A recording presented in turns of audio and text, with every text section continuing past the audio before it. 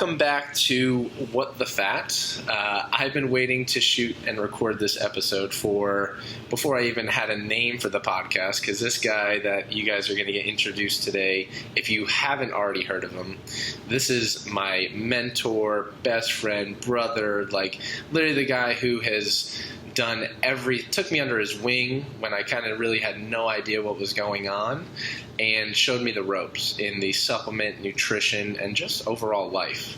A lot of you know my whole Make Positivity Louder kind of campaign. This guy is one of the guys that really spearheaded that initiative and showed me that there's always a bright side. There's always a positive alternative. And so it's an honor for me to have on what is deemed, and people know him as, the world's greatest formulator, which is undoubtedly the most appropriate name for this man, is the world's greatest formulator, the world's greatest human, and that is Shawn Wells. Shawn, welcome to the show. That is the best intro I've ever had, Ryan. So thank you very much. Ryan is my mentor and hero, and he definitely exemplifies Make Positivity Louder. And it's just a synergistic relationship. So I'm very happy to be on this podcast with you. It seems like we've been doing a lot of stuff together of late, and it's really a joy for me. So thank you. Me too, brother. Me too. And I was very fortunate to get introduced to you via Doc and Dr. Jacob Wilson back when you were at Dymatize Nutrition, and he was kind of an advisor there, and you guys had met, and he linked us up, and literally from the moment I had met you and first started talking to you, we kind of just hit it off. And so can you kind of give people a little bit of a background? Because I think the world really needs to understand, your story is so empowering. And I think this first episode is really true to say, all right, what was Shawn's life growing up? And then kind of that transition into this space, because a lot of people listening really don't understand the supplement and nutrition space and what it kind of takes, or people like you who are really leading this field, what it takes and what kind of the path that you took to get there.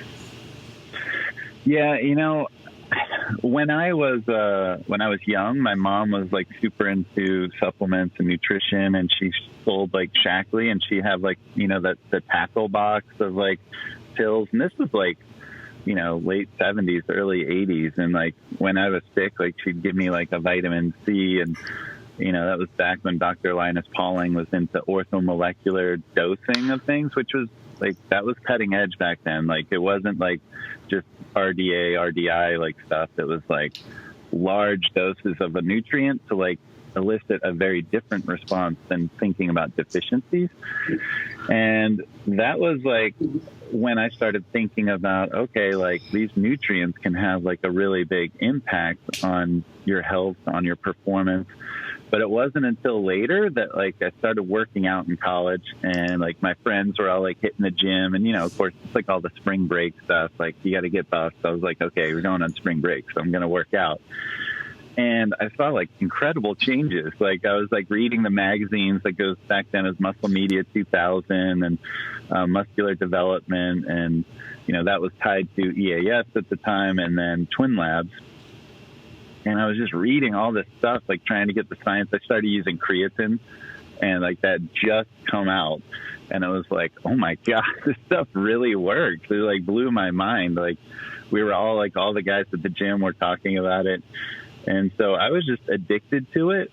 And it was really exciting to me. And then I just had some friends that we'd be going to get lunch every day at the lunch hall, and it was okay, we're focused on getting our protein. And back then it was, the 6 to 8 small meals a day, and, going catabolic and all this stuff. We can talk about the differences of mindset now. But, that's why I was reading everything I could. And I started working at a GNC, and literally, it was my candy land. I'd be picking up bottles and just reading the labels for hours, literally all the time. And then I got excited to talk to people about them. And I went to a doctor, my physician, to get my physical. And I was like telling him, like, oh my, like this stuff is so cool, because I know he might, have some interest as well. And he was like, yeah, I can see you're passionate about that. And I said, well, but like everyone's telling me I need to, finish up my business degree and just, get a job with like Anderson or like one of these big consulting firms. And I was doing really well in school. I was doing marketing and organizational behavior and all that stuff. And I ended up graduating magna cum laude. But he told me, he drew out this lifeline, and it was like 20 to 80. And, he drew this out and he said, why not be happy between here and here? And it was like, oh my God. Because if some hippie dude at that time told me that, or, like, oh, chase your dreams, at that time, this is before like this movement and mindfulness and meditation and all this stuff. Like back then, like I just felt like everyone's a realist, like go get a job, make money. And this is a guy who is like a medical professional, like, at a very high level to me. And he's telling me to go do this thing that makes you happy. And I was like, okay, like it literally just gave me permission, and no one else was giving me that permission. And because of his status, I took it very seriously. And I just started down that path. And, I took a minor in chemistry, like while I was at Babson, the school I was going to. And then, I decided I'm going to go to UNC Greensboro. My parents were down in North Carolina, and I wanted to get in Chapel Hill for my master's to do nutrition, biochemistry, all that good stuff. And I ended up going to UNCG and I got in, but I was like talking to the guy saying, I want to do all these classes, knock them out, 2 years max, like all these prereqs, tons. And it was 26 credit hours a semester. And, with all these labs, you get like 0 or 1 credit hour for like the labs that take a ton of time. Okay. And he's like, you're a business student, you're going to fail, and you're going to fail miserably. And like, we've talked about this, Ryan, but like, I think about it a lot. And, I love the 4 agreements, and like literally just thinking about like the power of your word. Like it can be black magic, or it can create lives. And like, literally, like when I think about those 2 things, this one guy could have taken my dream away. Like there would be no World's Greatest Formulator. There would be no Ryan and Shawn. There would be none of the lives I've touched. There would be none of the supplements I made if I listened to that guy. And what really pisses me off is not only was it my life, but this guy was in a position to make or break dreams. And I have a feeling he was doing it a lot. That's crazy. On that same point, like you had 2 experiences where one guy who is supposed to be giving medical advice literally goes beyond that and goes, hey, beyond this medical advice, let me give you life advice. And it literally changed your entire course. And then you have someone else who's supposed to be there to guide you and be a mentor and say, hey, I'm here to help you. And literally, if you would have listened to that individual, like literally could have torn away all like the millions of people you've impacted to this point, and the millions more you will impact. Like imagine that. And I think that's so powerful for people to understand is the power of words. And that's one of, like, when we're talking about the 4 agreements, which if you haven't read it, it's literally one of the most amazing books. It's one of our favorites. But the power of words, and it literally changed the entire course of your life. Yeah, luckily I was strong enough at that point in my resolve and with my passion that I wanted to do this thing, that I thought about that guy. Literally, Ryan, every single day I heard his voice in my head, and it just drove me. Like some like athletes like are just like, I got picked in the 3rd round, I'm going to show them. It was kind of like that thing. But I mean, I'm lucky that happened, and yeah, my dream wasn't taken away. But those are 2 polarizing moments that I definitely think about a lot that made me who I am, for sure. And, I ended up like getting into crushing it, by the way, at UNC Greensboro, getting into Chapel Hill, which is the top program in the country, and studying nutritional biochemistry, getting my RD, like growing like a guru status on bodybuilding.com, which is where I actually met Jake and a ton of other people. And then, getting on with Dymatize and becoming their director of R&D, doing hundreds of formulations for them, GNC, Vitamin Shop, Smoothie King, all these companies, and then getting on with BioTrust. And, they're like a top natural supplement company in the country, really the top when it comes to direct marketing. And being the chief science officer there and taking over supply chain, quality control, regulatory, R&D, and I do a lot of brand marketing.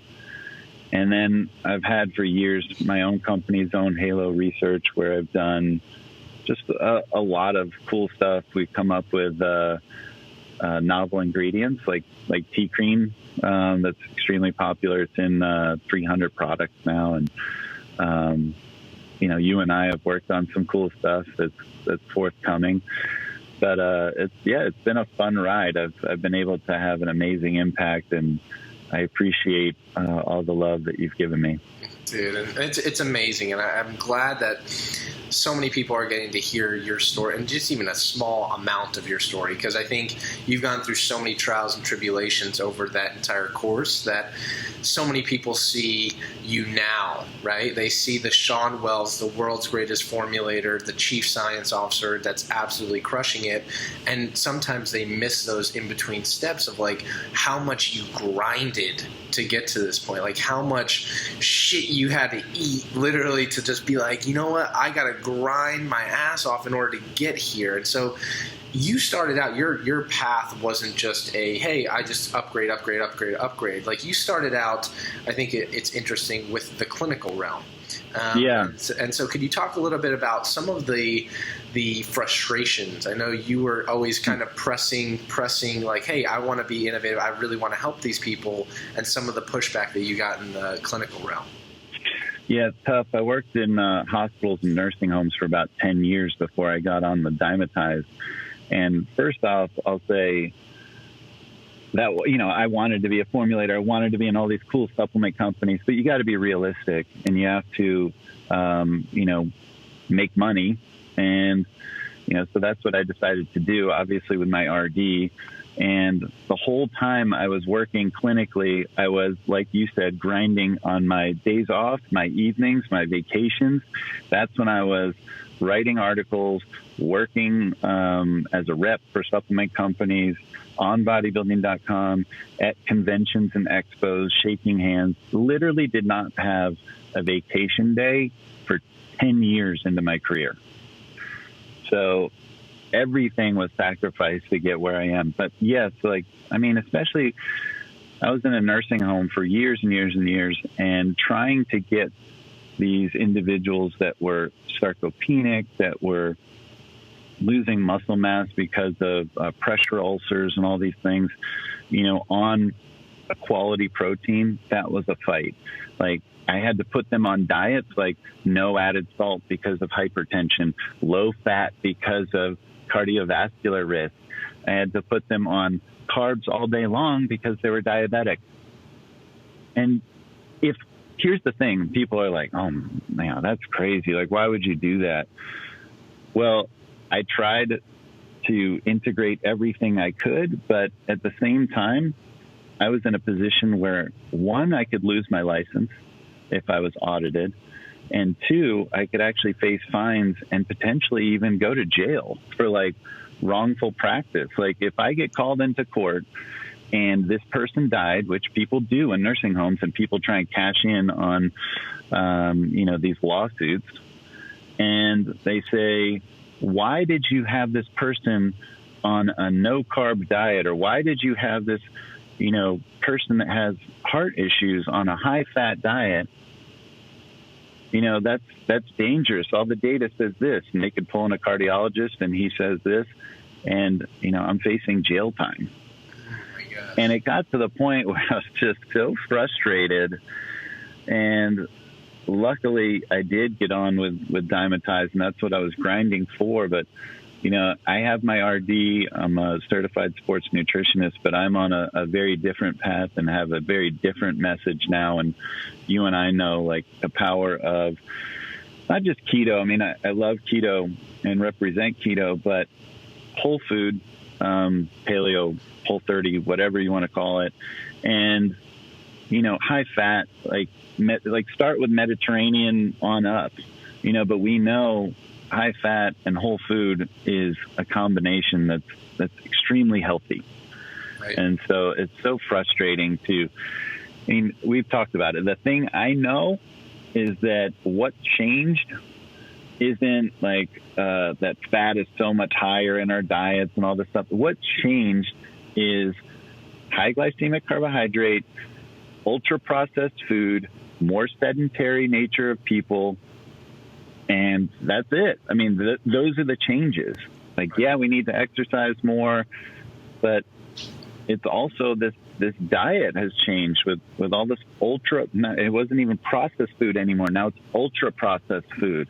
Yes. And it's garbage. It's crazy. And we're going to get into that in a little bit. And I think I actually saw Nina Techholt post something kind of along the similar lines of what you were saying before, which is really scary. In a sense, she reposted something from a doctor, and they were like, he was giving something either on why he gave statins or why he put so many people on insulin.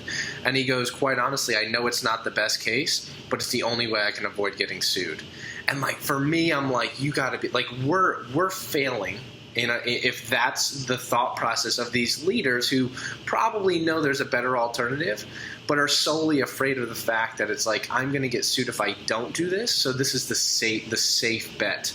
And we're putting people's lives at jeopardy. And I think one of the things is you saw that and you saw the challenges that you face and said, you know what, there's nothing I can do to directly change the system right now, but what am I going to do? I'm going to step outside of it and educate and change people's lives in a different way. And I think that's something important for people to understand that are listening to this that might be in a similar situation and go, well, I feel like I'm handcuffed.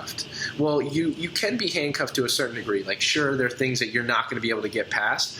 How do you get around that? You educate. You start advocating in a way that is, you're not going to put yourself in jeopardy by any means, but you're still putting the information out there and then allowing people to make the decisions themselves and say, hey, I'm giving you the tools. Now you have to go out and make the decision on yourself. And then hopefully we can start creating this whirlwind that will catch on, and then we're starting to see some of the initiatives change. Like, I know the dietetics associations have started to change their view on like cholesterol and things like that. Yeah. So, luckily things are starting to change, except with the American Heart Association. Yeah, they're the last ones. They're slowly coming around. But one of the things I want to touch on is your role at Dymatize, and then eventually, like, you're just absolutely crushing it with BioTrust. But I think something that's really important for people to take away from this segment is this. You went to Dymatize, and they literally created a position for you. Like I remember you told me you went and interviewed there multiple times, and they're like, we don't even have like a position. We don't even have this position anymore, but like, you're so freaking good that we need to create one. And they did. But one of the things that fascinates me so much about your story is this. You were one of those guys, and you were at that point. You're high level at Dymatize. You're formulating. You're creating all these products. They were at their peak, right? And you're doing all of these things, and you were the guy that everyone came to and asked about marketing or asked about this aspect. And most people would look at that. It doesn't matter if it's a supplement company or any other job. A lot of times people go, this is my lane, like I'm going to stay in my lane. And if someone asks me some stuff on the outside, like, sorry, tough luck, that's your job. But you had a different perspective, and you're like, you know what, if the marketing team's going to come ask me a question, that's a chance for me to get insights on marketing. Or if someone's going to ask me questions about this, that's going to give me insight to learn about their aspect of the business. And because you did that, I think you learned a tremendous amount of all different facets of what builds a business that you've now been able to take. And that's why you're unstoppable in what you're doing now. So could you speak to that a little bit? Yeah, it's totally true. And that actually started, I learned that like cross-functionality, like when I was working in medicine, that it's really important to work on a patient from a cross-functional perspective, that you work with the nurses, the pharmacists, the doctors, the CNAs, the social worker, and try and understand the patient holistically. And I did that. And I did the same thing when I was at the hospital or the nursing home. I would work twice the hours I was supposed to work, and I would read through the entire chart. I would read every person's notes, the social worker's notes. I would read all the med orders. I would read the doctor's notes, the nurse's notes, like what's going on with their wound care, what's going on with their therapy, speech therapy, rehab. And I started to see like all these trends, and was able to holistically understand the patient in a way that no one else could, because no one else was looking at all the notes. And so the same thing happened when I was there. Like, everyone was coming to me and asking me about the patient. Doctors are coming to me. Pharmacists were coming to me. Should they be coming to the dietitian? No, but this is what I would tell you. Like, it doesn't matter. At some point, it doesn't matter. You are the resource for the knowledge, and people will see that. You can create your own position. Like, fuck the rules, right? Who cares what the rules are? Who cares what your job description says? Just be a badass. Be a patient advocate. And then so the same thing happened when I went to Dymatize. I was there from, like you said, I shouldn't have even been in the position. Dr. Rob Wildman had worked at GNC and all these supplement companies. He had a PhD.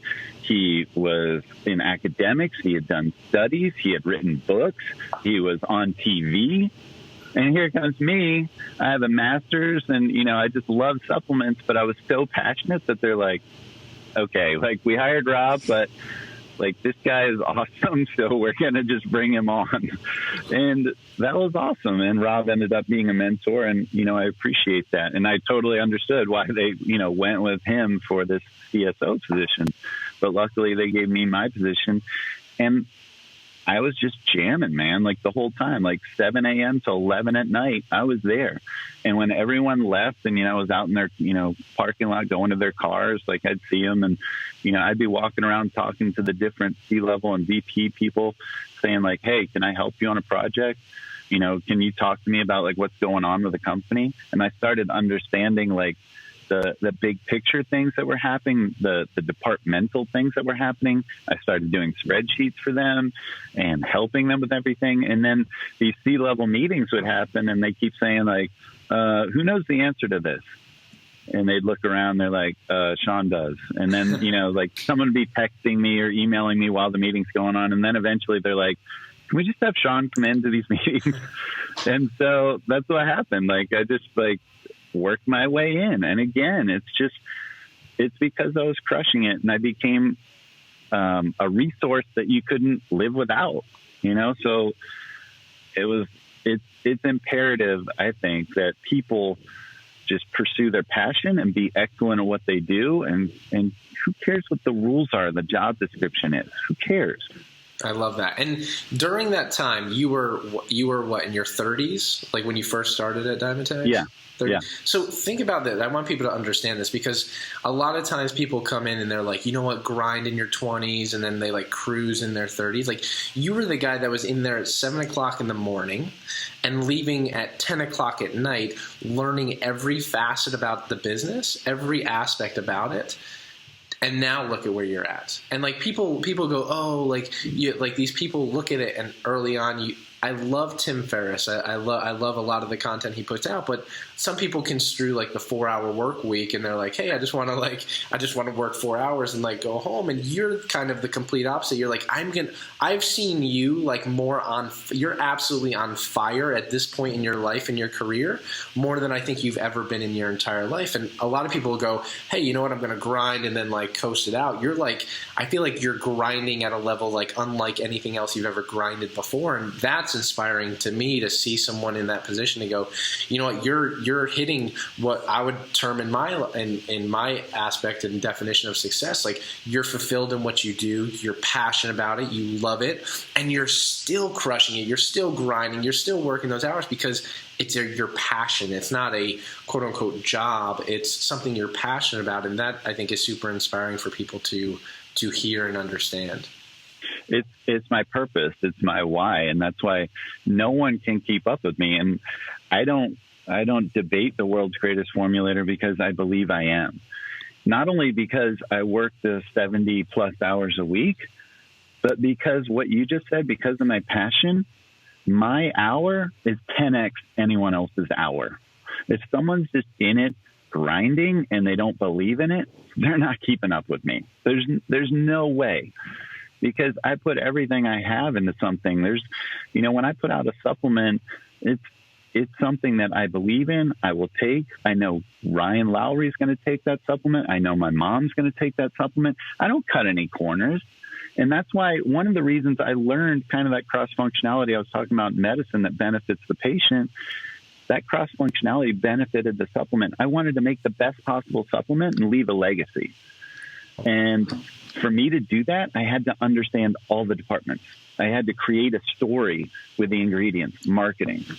I had to hit a certain point with the cost of goods sold to make it profitable and make it exciting and a flagship for the company. And that's finance. I had to understand everything to really make a great product and get buy-in from all the departments to make it what it needs to be. Because you can have a great product and it isn't marketed, it isn't at the right price, it's not going to do anything. Like, you have to have buy-in from the entire company to make it successful. I mean, first I have to sell the company before the company can sell it, right? Exactly.